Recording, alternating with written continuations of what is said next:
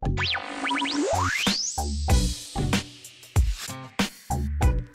and welcome to AFD TV. I'm your host, Adara Samajala, and here with me today is Dr. Sam and Dr. Jury, who are going to talk about peak performance. Welcome again, Dr. Drury. Thank you. So peak performance is probably number one interests me, and it's obviously one of your pet interests as well too. So what is peak performance? Peak performance is something we do using neurofeedback to help people optimize their brain performance. So somebody like myself, where my responsibilities every year just keeps growing and growing. That's right. Could it help me? Yes, often we have worked with executives who find it, they function well at work, and then it's kind of hard to turn that off. They go home, they may have a harder time relaxing, or as the demands keep increasing and increasing, it may be harder to keep up with everything. And so it's sort of like a tune-up for your brain. And how does neurofeedback work then? Neurofeedback is actually a type of biofeedback that teaches a person to self-regulate their brain. So there are certain speeds of brain activity that are associated with certain conditions or certain mental states. And so what we can do is we do an assessment with an EEG, and we look at how your brain compares to a normative population, so just normal brains, no diagnoses, no injuries or anything like that. And we see if you're producing too much fast activity or too much slow activity. And if you are, we can help you learn to correct that. And so you use a neurocap, I guess? Yes. Oh, I forgot to bring the neurocap. we have a cap with 19 electrodes on it. And each one of those gets the EEG from the brain lying under that area. And then we divide that into the different speeds of waves that the brain produces. And then we compare all of that to that normative database.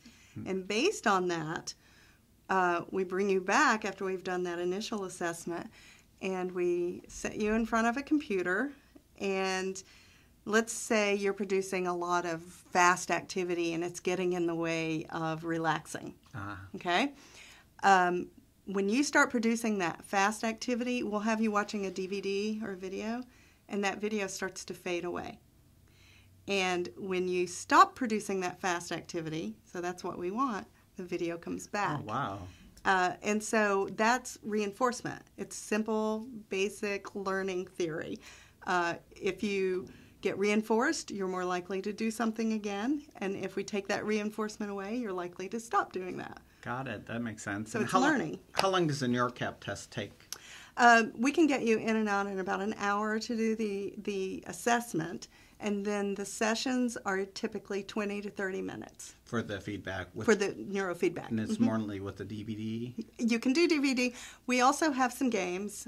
Some of the younger children enjoy the games more, and we're not necessarily doing peak performance with them.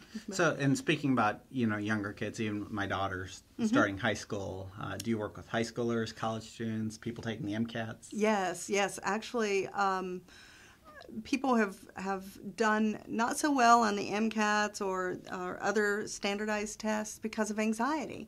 And so what neurofeedback can do is teach people to relax and sort of get into a zone where they're relaxed and alert and focused and can really focus in on the questions as opposed to, I'm taking the MCAT. Do you find like the SSRIs can help with some of this? The SSRIs can. They actually produce a certain type of the fast activity I was talking about. So sometimes they can interfere with that initial assessment. Okay. And oftentimes what happens is people start to taper off their medications after they do neurofeedback. Really? Wow. Because or if they're not on an SSRI and they ideally can go through the neurofeedback sessions. If they're impatient, they could try an SSRI. That's right. The neurofeedback requires at least twice a week for about, 40 sessions is a safe number, but 20 is the average. And then once they're stabilized on their SSRI, which for our viewers would be things like Zoloft or Effexor, medicines like that. And then you retest them in 3-6 months. Generally, you'll see some improvement. Well, let me think about that. So yes. And there are certain patterns that go along with depression, certain brain patterns that go along with depression, and the SSRIs do change that. Okay, so it can help with anxiety, anxiety, or depression. they can try the natural way with the neurofeedback. Right, Well, this is a very fascinating subject, and I'm glad you're here practicing in the Middle Tennessee Nashville I'm very area, excited to be because here. there's a big need, for peak performance, because life's getting more competitive, and Nashville also we want to be on the map as the IT city, the That's IT right, city. that's so, right. So, yep. Well, thank you again, Dr. Drury. Thank you. Okay, thank you for watching AFD TV. The medical advice provided in this video is informational and strictly the opinions of Dr. Samudrala and AFD clinics. For a personalized medical opinion, please consult your primary care physician or visit one of America's family doctors clinics today.